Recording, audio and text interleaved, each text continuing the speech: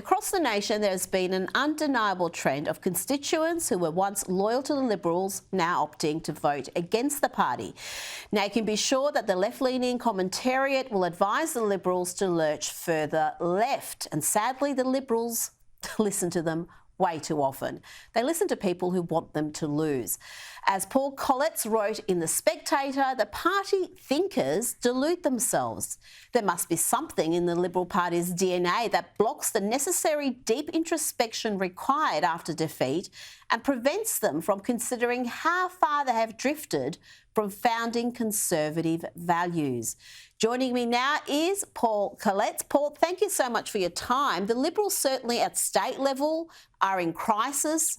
In Victoria, they are a rabble. In WA, they're not much better. Arguably, New South Wales has some fundamental issues. What is the solution? The solution for the party is one thing. Where I come from, and where possibly a lot of disillusioned voters, right of centre, let's call us for convenience, come from, is that the electorate, we are in crisis. We have Labor red wall to wall. Yes, that's an obvious case of the Liberal Party being on the outer, but they've been there before. That quote that you mentioned at the outset mentioned Menzies. Interestingly, I was looking back this afternoon at a book by Gerard Henderson in the 90s on the 50 years anniversary of what he called Menzies' child, the Liberal Party.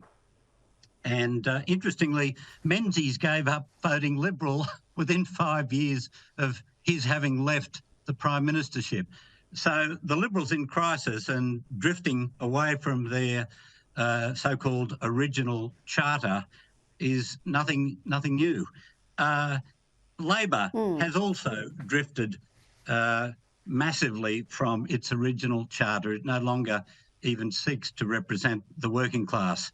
We've got a third of the electorate that can't bring themselves to vote for either major party election after election. Certainly in Canberra in 22 and in New South Wales just a few weeks ago.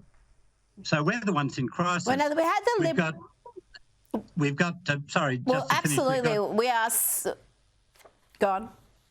Yeah, we've had Alex Antic, a hero for democratic government and individual rights, pointing out or extracting from a department that incidentally and sadly was run at the time by one Peter Dutton, the Ministry for Home Affairs, that was spying on Facebook posts about COVID policy.